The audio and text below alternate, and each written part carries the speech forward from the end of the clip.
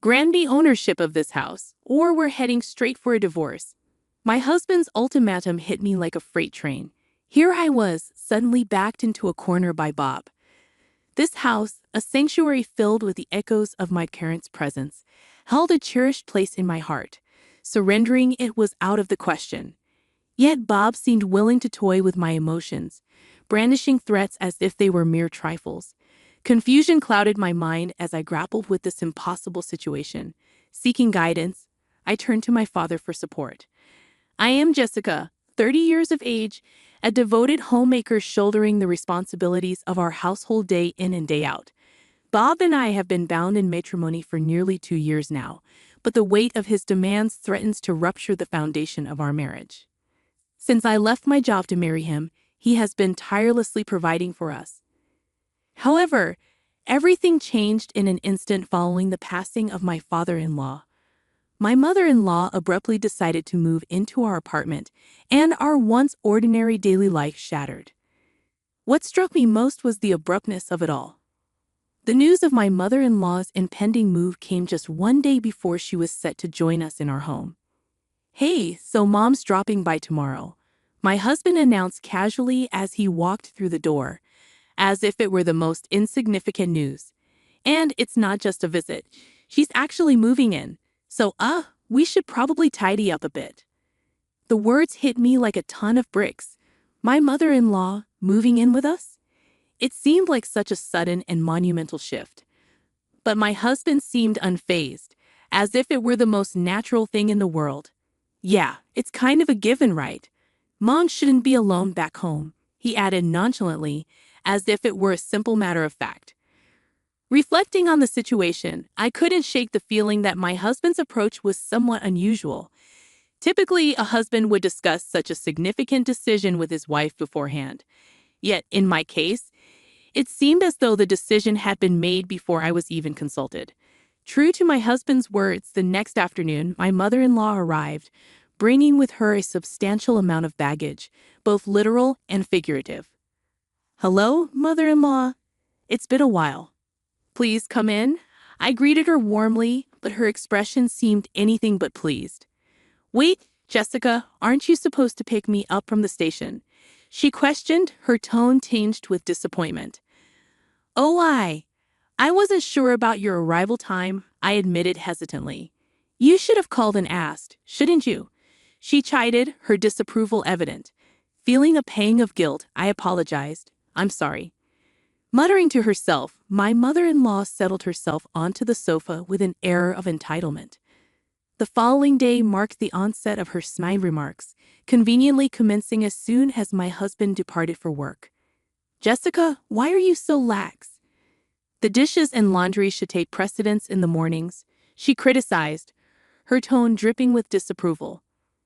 "I apologize. I'll attend to the laundry as soon as I finish up here," I assured her. "I'm telling you, the priorities in this household are all wrong.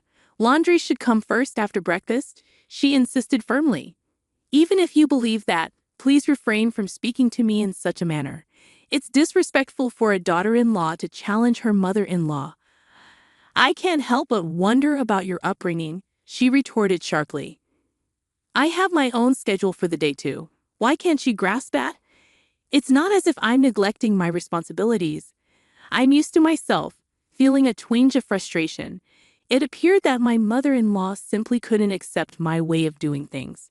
Even when I followed her instructions, she managed to find fault, especially during the times when it was just the two of us alone during the day. One day, a clandestine plan took shape in my mind, a plan to liberate ourselves from living under the same roof as my mother-in-law. The strategy was simple. We would relocate to a house that my father had bestowed upon me. With my parents having recently embarked on a rural lifestyle following my father's early retirement, they graciously handed over their former residence to me. Thankfully, the distance between our current apartment and the new house wasn't vast, and discussions about moving to a more spacious dwelling had already commenced. Enduring the ongoing presence of my mother-in-law, even for someone as resilient as myself, had become intolerable. If that were the case, I reasoned, it was preferable to expedite our departure, just my husband and me.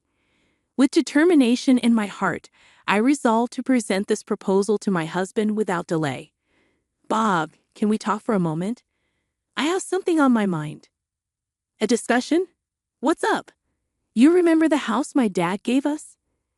How about we consider moving there? Oh, that house. We did talk about it for the future, but why the sudden interest? I've been having some difficulties with your mom. What? She hasn't mentioned anything like that. Anyhow, I'm finding it increasingly difficult to continue living with your mother, so I'm seriously contemplating a move. I understand. The new place isn't too far, and my mom can stay here in the apartment. To my surprise, my husband readily embraced the idea of moving. He discussed it with my mother-in-law, and within a week, we were preparing for the move. Frankly, I anticipated more resistance from her, but she agreed without much ado. Not only did she agree, but she also bid us farewell with a broad smile on her face. Bob, Jessica, take care. I apologize for the abrupt departure. No need to apologize. You have your father's house now, don't you? That's fantastic. Thank you. And please, don't hesitate to visit us. Well, it's just a stone's throw away. We'll definitely come by often. Looking forward to it. After completing the necessary formalities, we made our way to our new abode. Deep down, a sense of relief washed over me. No longer would I have to endure my mother-in-law's cutting remarks. At last, we could reclaim our freedom. I had braced myself for potential resistance, but I was grateful for my courage in broaching the subject with Bob. However, little did I know, this was just the beginning. As the burden of my mother-in-law's presence lifted from my shoulders, my husband's behavior began to change. He started arriving home later and later, and there were even nights when he didn't return at all. It wasn't due to overtime or late-night outings. He was spending his evenings with his mother. My mom needs me, my husband would insist. Yet the frequency of his absences was becoming too much to ignore. He would slip away to her place for meals without a word to me, or he'd be gone for entire days. As a result, my own daily rhythm was unraveling. It was becoming clear that something had to change. Finally, one day, I decided to address the issue head-on. Bob, don't you think you're spending too much time away from home? Really? But I'm only at my mom's. That's not the issue. Just give me a heads up. I end up preparing extra food unnecessarily. You could always have it the next day, Jessica. You're at home all the time. Just because I'm not around doesn't mean you don't need to be informed. Well, isn't that the reality? Being a stay-at-home wife means you're just lounging around at home, isn't it? What? Besides, I'm concerned about leaving my mom on her own. Ada will be back soon, and I have to discuss something with my mom about that. Ada is returning? Ada, my husband's younger sister, currently resides abroad for work. I was taken aback by the news of her impending return. But what exactly did my husband need to discuss with his mother regarding Ada's arrival? It's coming home, huh? But do we really have to involve mother-in-law in this discussion? I inquired, my curiosity piqued. Of course we do. Ada will be moving in with us, my husband confirmed. What, really? Apparently, Ada has been accustomed to living in a fairly spacious home overseas, and now she's insisting on having something similar here. That's why I believe she'll end up staying in this house, my husband explained. What? This sudden twist left me utterly speechless. My sister-in-law moving into the house, we had just managed to escape from my mother-in-law's presence. And now this, wait a minute, Bob. This is the house my dad left me. Why would Ada? Well, you remember our old apartment where we used to live, right? Mother-in-law is living there now, and it's too cramped for her. So the only feasible option for a larger space is this one, Bob elaborated. Don't make decisions like that on your own. I never agreed to living with Ada, I protested. Oh, we won't be living together. We're giving the house to Ada, my husband clarified. What? What are you talking about? I exclaimed in disbelief. Look, we're moving back in with mother-in-law. Ada can have this house and make it her own, he explained calmly. I felt like the ground was slipping from under my feet, a complete disregard for common sense almost causing me to lose my balance. Despite my repeated assertions that I had no intention of living together, Bob seemed to have reached a breaking point. Can you please stop this? We're only able to live here because of me, so just listen and be quiet. My husband snapped. Don't joke around. This is the house I inherited. Why would Ada? This house is too nice for you to live in, isn't it? Ava has been living abroad for a long time, and I promised her a spacious house. I can't go back on my word now. I don't care. I'm not okay with this. All you do is complain, I retorted. Forget it. Let's both cool off. I'm going back to mother-in-law's for a while, he concluded before storming out. With that, Bob slammed the door behind him and stormed out of the house. Left alone in the room, tears began to well up in my eyes. Why does he always make decisions without consulting me? This house holds sentimental value to me. It's my cherished inheritance, yet he's giving it away to my sister-in-law. This is no laughing matter. Every day I received messages from Bob, questioning if I had come to my senses yet, and urging me to return to the house. Each time I stood my ground and replied, I won't give in. Then one day, Bob's patience with my stubbornness reached its limit. He called me in a fit of rage. Jessica, when are you going to come over here? I've asked you countless times. Bob's voice crackled over the phone. I'm not going, and I have no intention of handing over this house to Ada, I replied firmly. That's enough. I've already informed Ada she's returning this week. Stop making a scene, Bob retorted, his tone growing impatient. Don't make decisions unilaterally. This house was passed down to me by Dad. It's mine. Why should I surrender it for your family's sake? I shot back, frustration bubbling up inside me. Watch your tone. Mother-in-law is upset. Don't make things worse, Bob warned, his voice tense with irritation. What about my feelings? I countered, feeling my patience wearing thin. Bob's frustration was palpable, evident in the heavy sigh he let out over the phone. Then, unexpectedly, he dropped a bombshell. If you refuse to listen to me, we're getting a divorce. You understand? By tomorrow, and you'll leave the house to Ada. In that moment, any warmth I held for him turned cold. The way he wielded divorce as a threat was despicable, unforgivable. Disregarding my feelings and using divorce as a tool to enforce his will, could I let him get away with such behavior? Despite my simmering anger, my husband continued arrogantly, paying no heed to my emotional turmoil. Do you comprehend? If you don't vacate by tomorrow, we're ending our marriage. Are you truly serious? I questioned incredulously. Absolutely. You have no say in the matter. It would be quite inconvenient for you, being a homemaker, if we were to divorce, wouldn't it? Ha, it seems you grasp the situation. Good. I'm pleased you do. Ha. Therefore, you should hurry up and move over here. My mother is eager to educate you. Ha, Bob taunted, his tone laced with derision. And just like that, my husband abruptly terminated the call. Later on, I recounted the distressing situation to my dad, and together, we devised a strategic plan. The following day, my husband called, his tone as cocky as ever. Hey, are you all packed up? Ha. Well, of course, he quipped. More importantly, when is Ada returning? I replied calmly. Tomorrow. Why are you so fixated on Ada? He retorted. And then, in response to my inquiry, my husband's true intentions came to light. Well, you see, she's been making quite a fortune in stocks and investments. I see. So you're attempting to curry favor with her for financial support. Typical of you, I remarked. Believe what you will. I need you out by today, he demanded. Don't fret. I've already relocated, I assure him. What? His surprise was palpable in his voice. He likely expected me to comply obediently with his demands. His tone grew increasingly arrogant. Oh, I understand now. You never truly intended to divorce me. Ha, that's logical. Without any income, you'd struggle to survive if we were to split. Ha, it's true.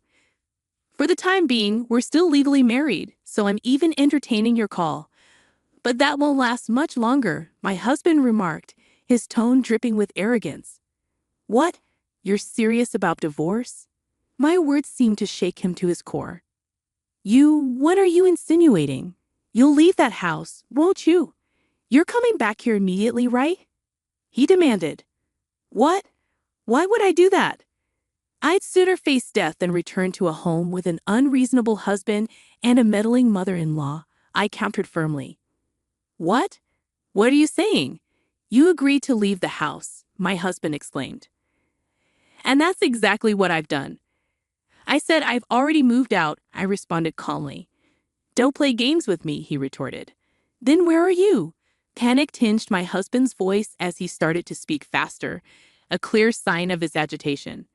I'm at my parents' house now, I replied. What? But I relocated to the rural area where my parents reside. I won't be returning to your house, I clarified. Oh, I see. Relief flooded into my husband's voice. Well, it doesn't matter as long as I can give the house to Aita. $500,000, I stated firmly. What? The house I inherited from my father? You put it up for sale, so if you're serious about giving it to Aita, you'll need to buy it for $500,000. My tone remained resolute. What? You're joking, right? My husband's disbelief was evident. Do I sound like I'm joking? The house is still in my father's name, so I've asked him to list it for sale. Actually, what I requested from my father was assistance with selling the house, I clarified. My father had always told me you can live in it or sell it, whichever you prefer. Just inform me when the time is right. The appraisal came in at $500,000. Seeing the opportunity, I wasted no time in listing it for sale. It was a scenario he likely never anticipated. My husband struggled to articulate his thoughts, attempting to unleash his verbal fury. You must be joking. Acting on your own accord like this, I won't tolerate it, my husband protested. I don't require your approval. We're divorcing soon regardless, I countered. What did you just say? Do you comprehend your own situation? You'll be the one in trouble after the divorce. Being on my own, without your income, is far better than staying with you, I asserted. Listen, Aita will be returning home soon. I've already made it clear I'm counting on her financial support, I added firmly. So what? As I mentioned, if you're so keen on securing a place for Aita, why not just purchase the house for $500,000? If you're able to, that is, I challenged. What? I can't possibly afford that, he retorted. Aita is earning from her investments, isn't she? She can buy it for $500,000, I suggested. No matter how wealthy Aita may be, that's an excessive amount, he argued. My husband persisted with excuses, showing no remorse or willingness to humble himself. Realizing that continuing the conversation would be futile, I resolved to speak my mind. I have no patience for the antics of a foolish mother and son. Did you truly believe that threatening me with divorce would compel me to obediently surrender the house? If you presumed that I would comply with your every whim simply because I'm a housewife, you're sorely mistaken. Hey, just calm down, he interjected. I am calm. It's you who should be panicking right now, isn't it? I refuse to blindly follow your commands. I categorically reject any further ties with your family. Stay out of my life forever. To hell with you and your precious mother, you jerk. I shouted loud enough for the neighbors to hear before abruptly hanging up the phone. Without hesitation, I blocked his number, severing all communication with my husband. Following that, I sought out a lawyer I trusted and initiated divorce proceedings. Despite the challenges, I ultimately succeeded in divorcing him on the grounds of his misconduct. As far as I know, he continues to reside in the condo with his mother-in-law. With my sister-in-law's impending return, they couldn't arrange for a larger residence.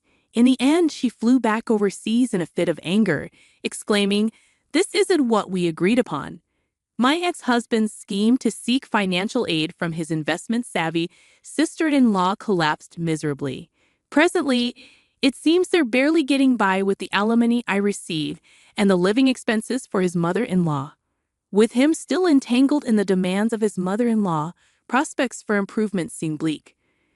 On the contrary, I've been enjoying a peaceful life in the countryside with my parents since relocating.